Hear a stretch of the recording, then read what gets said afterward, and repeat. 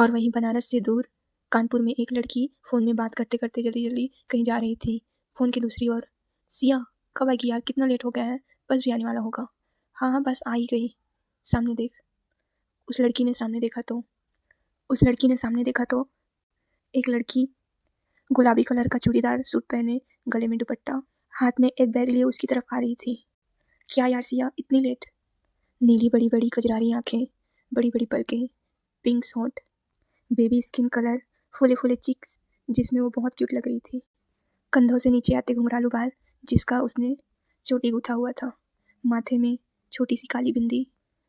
वो एकदम सिंपल थी, शादी में भी बहुत सुंदर लग रही थी।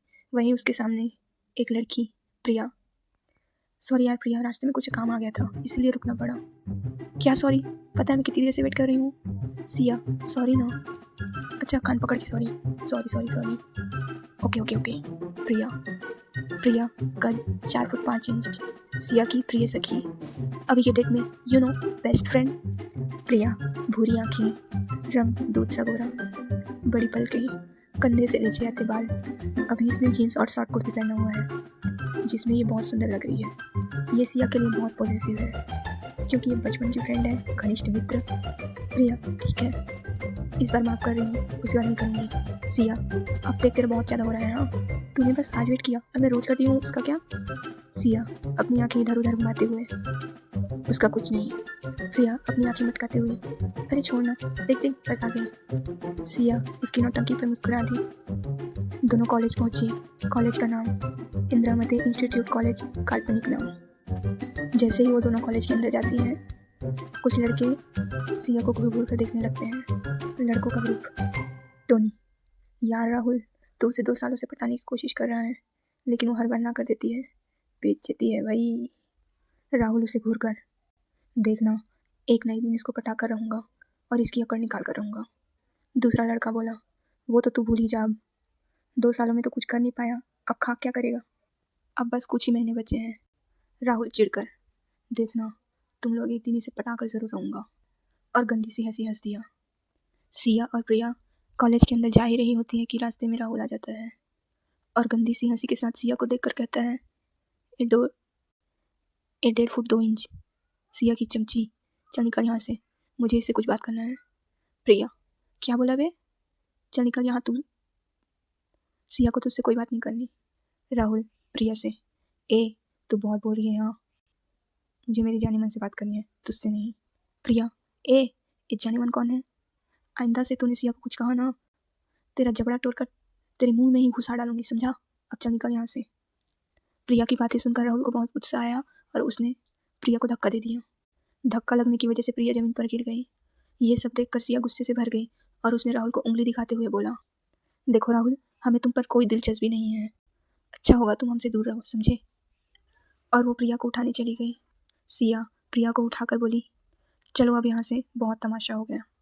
प्रिया प्रिया राहुल को घूर कर बोली, सुन लिया ना, अब दूर रहना, अब सिया से दूर रहना, समझा? नहीं तो हड्डी पसली तोड़ कर ना तेरे हाथ में ही थमा दूंगी। कहकर प्रिया आगे चली गई। राहुल दांत किटकिटाते हुए रह गया। राहुल, तुझे तो मैं देख लूँगा चुहिया, और सिया मेरी जान, तेरा तो मैं ऐसा हाल करूँगा ना कि तू कहीं मुंह दिखाने के काबिल नहीं रह पाएगी। और गंदी सी हंसने लगा। प्रिया उसे गाली देते हुए क्लास की तरफ जा रही है और सिया उसकी बकवास सुन रही होती है। प्रिया, साला लफंगा, लुच्चा, लोफर, घटिया आदमी, इसको तो मैं छोड़ूंगी नहीं। सिया, अब बस कर मेरी माँ, अब छोड़ भी दे अपना ये गुस्सा, अब बस शांत हो जाओ। प्रिया, हाँ तुझे तो कुछ फ़र्क ही नहीं पड़ता ना। सिया, क्या फ़र्क नहीं पड़ता, बोला ना मैंने उसे। प्रिया, हाँ सुना ना मैंने, क्या बोला तूने? बोल रही थी, देखो राहुल, मुझे तुमसे कोई फ़र्क नहीं पड़ता, तुम मुझसे दूर रहो, घंटा दूर रहो।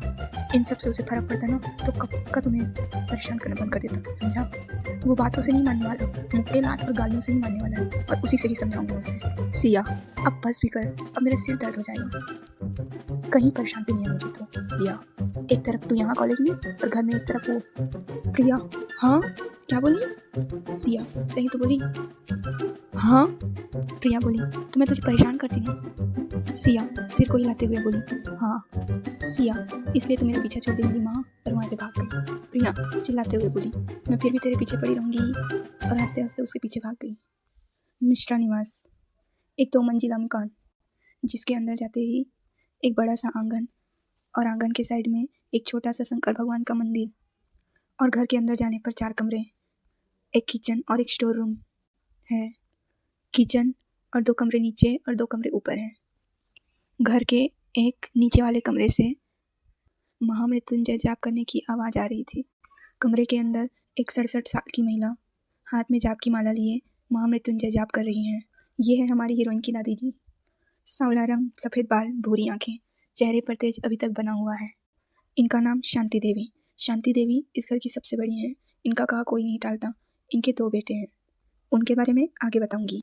शांति देवी, जैसा इनका नाम है, यह उससे बिल्कुल विपरीत है। यह हंसमुख स्वभाव की हैं। उनका जाप समाप्त होने के बाद वह किसी को आवाज़ लगाती हैं, कीर्ति, ओ कीर्ति, हमारी चाय बनाने वाली अभी तक कॉलेज से आई नहीं है का? कीर्ति, हाइट 5 फुट 1 इंच, नीले रंग की साड़ी पहने, हाथ में कांच की भरी चूड़ियाँ, काली आंखें, बालों का जूड़ा, मांग में सिंदूर, गोरा रंग। ये थोड़ी शांत स्वभाव की हैं।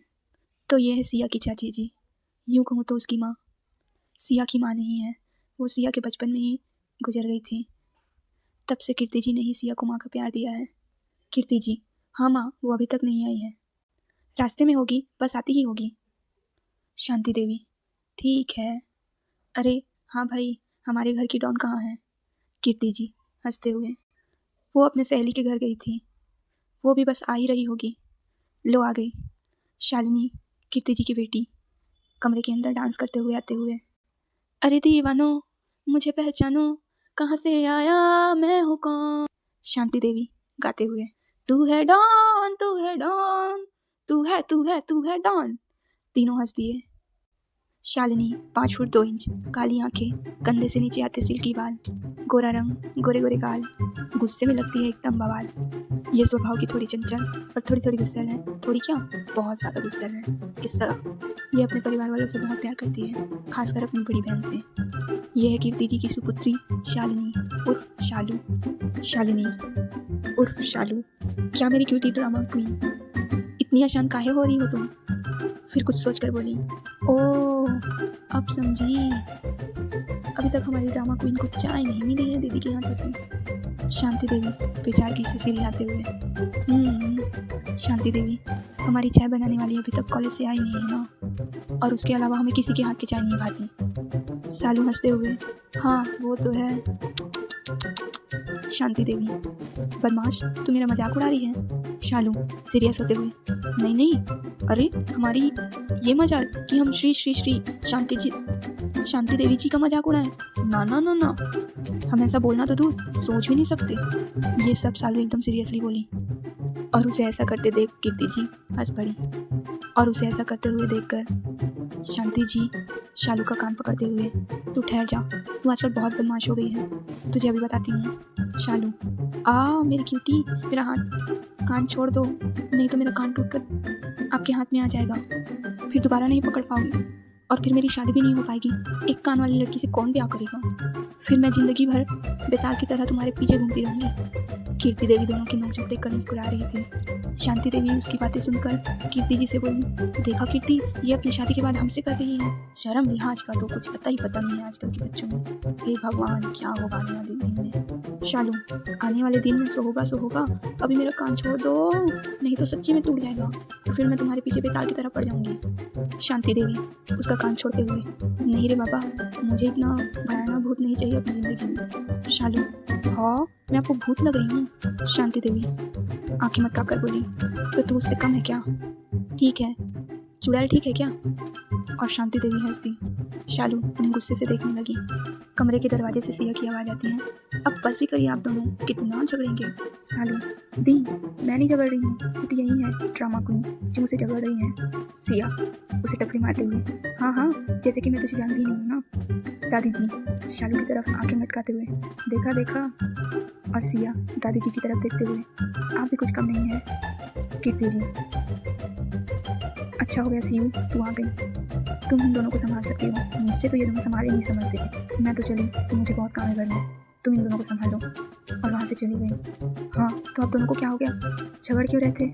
शालू, अरे नहीं दी, कुछ नहीं। इन्हों आपके हाथ की चाय पीनी थी और आप कॉलेज से आए नहीं थे, तो इनको चाय मिली नहीं थी, तो इनको बहुत इरिटेशन हो रही थी, तो ये मुझसे झगड़ने लगी। दादी जी शालू को आंखें छोटी करके देखने लगी।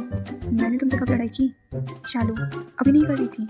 दादी जी, तू कर रही थी मुझसे चुड़ैल। शालू, दी, हाँ देखो ये ड्रामा क्वीन मुझे क्या बोल रही है, चुड़ैल। दादी आंखें मटकाने लगी। सिया गहरी सांस लेते हुए, अब आप दोनों चुप भी हो जाओ, नहीं तो चाय में जो शक्कर डलती है ना, वो भी कम हो जाएगा।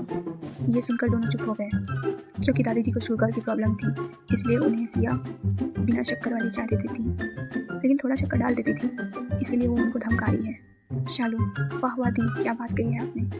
दादी बेचारी से सिया को देखते हुए, देख शिव, तो पहले से ही नाम मात्र शक्कर डालती है, पूरा डालना ही बंद कर देगी तो मेरी जिंदगी में क्या रस होगा। ऐसी जिंदगी पर तो धिक्कार है। और ये सुनकर शालू हंसने लगी, और उसे हंसते हुए देखकर दादी और सिया उसको घूर कर देखने लगी। सिया शालू से बोली, तो क्या हंस रही है? तेरा तो एग्जाम है ना, 12th का प्रिपरेशन कर ले बेटा, भाई आने वाले हैं दिल्ली से कल, उसके बाद तेरा मजा बताएंगे, समझी? ये सुनकर शालू की सिट्टी बिट्टी गुल हो जाती है। अब दादी जी शालू को चिढ़ाने वाली हंसी हंसने लगी। ये कहकर सिया कमरे से बाहर चली गई, और शालू और दादी जी अपनी अपनी सोच में डूब गए। रात के वक्त सिया अपनी खिड़की के सामने खड़ी होकर आसमान में कुछ देखकर कुछ सोच रही है।